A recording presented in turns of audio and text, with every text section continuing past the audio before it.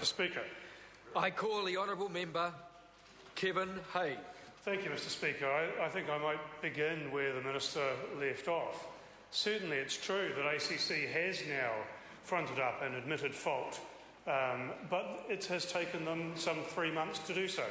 And I think, Mr. Speaker, that alone suggests a fundamental lapse in process from ACC's part. ACC claimants represent a wide range of people. Someone who's perhaps injured an elbow, through to someone who's experienced very severe disability as a result of an accident, or indeed mental harm as a result of sexual abuse or rape. Now, each of those people relies on ACC for professionalism and relies on its trustworthiness over their information. And for each of those people, regardless of whether their injury has been small with minor consequences or a major injury with really dramatic consequences for a person's life, that trustworthiness of ACC is now absolutely under question. And that, sir, is something we cannot tolerate and must therefore have an independent inquiry with a view to actually returning ACC to the position it should have as being a trustworthy agent, the friend of those who have been injured. It's an institution, sir, with a very proud history.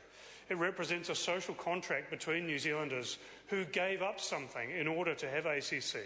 We gave up the right to sue and formed that social contract with the state. And in return, New Zealanders were guaranteed the Woodhouse principles: a no-fault scheme, universal access, full rehabilitation, administrative efficiency, and the rest of it. It's a scheme, sir, that the rest of the world has come to envy. They come to New Zealand to have a look and see how it works and wish that they could emulate our system. And, sir, we sadly have allowed it to atrophy.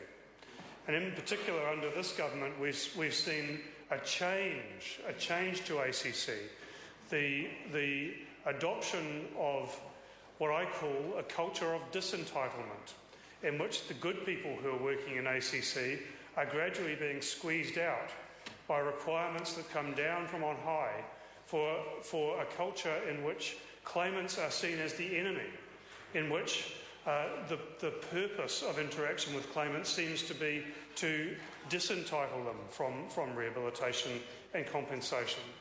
And so what we need desperately for ACC is to return it to those Woodhouse principles, to return it to a culture of public service.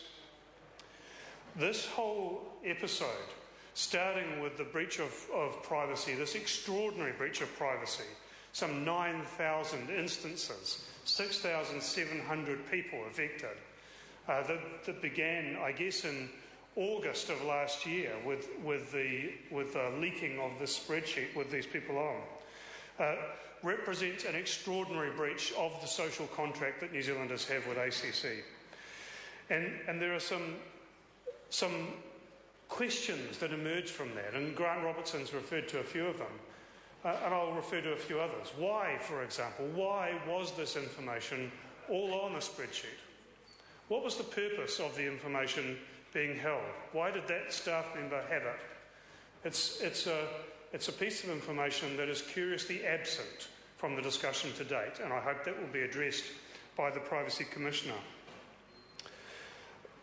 Further, sir, why, when ACC, with its, I have to say, track record of previous privacy breaches, and the Minister has referred to them, why, when it has that track record, had the organisation not taken the basic steps required to better protect the data that it was holding about people? Why, for example, was this information not encrypted? Why was it that names and client details were not disaggregated so that privacy could not be breached? And so another question that emerges for me is, why is it that we haven't heard about what has happened about the, I think it was 45 breaches of good process that Ms Puller and Ms Bogue brought to the attention of ACC's senior management? Why haven't we heard what has occurred about those breaches of good process. That, sir, is yet another example that occurs to me.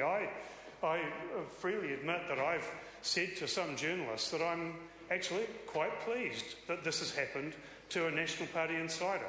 I feel sorry for Ms. Bogue and Ms. Puller, certainly, but I'm pleased about it because actually this routine breach of process is something that many ACC claimants experience as a matter of course, and it's entirely minimised by the government. So two senior managers from ACC met with them, and I agree with Grant Robertson, there are some important questions about that. They now claim that Ms Puller and Ms Bogue effectively attempted to blackmail ACC, a claim that's denied by Ms Puller and Ms Bogue. Now, another question that occurs to me is, if that is what ACC believes, well, why on earth didn't they complain to the police at that time? Instead, we see a conciliatory letter sent to Ms Bogue. Well, that's not really credible, is it, sir? Secondly, here we have two senior managers becoming aware of this gross invasion of privacy, this gross breach of trust on the part of the organisation. And yet we are asked to believe that those two senior managers did not bring that to the attention of their CEO, their board, or their minister. Well, sir, I've worked in the public service in a senior capacity, and I would have to say that I find that entirely unbelievable. It is astonishing that those people were not brought into the loop when such an extraordinary risk to the organisation and its clients was brought to light. So, sir, some very important questions. Since the beginning of last week, have had literally hundreds of people calling my office and emailing my office with their very deep concerns about breach of privacy. And in some cases, retailing their stories, the stories of the harm that caused them to be having the interaction with ACC in the first place.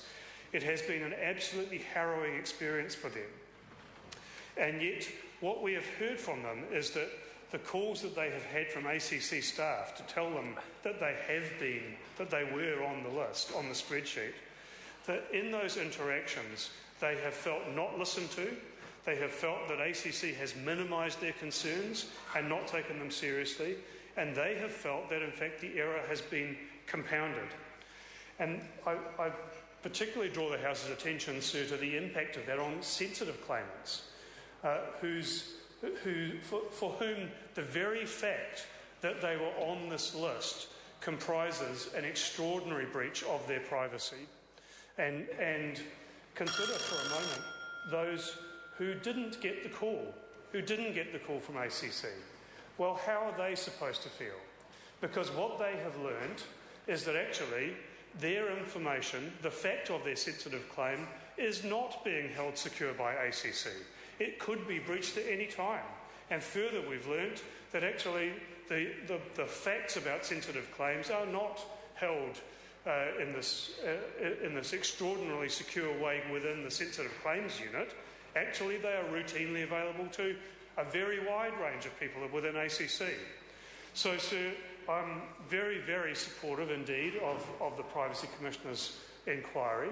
And there are very many issues that need to be addressed. The breach of privacy in the first place, the lack of management of the breach by ACC, and then the poor way in which ACC has gone about trying to fix the breach.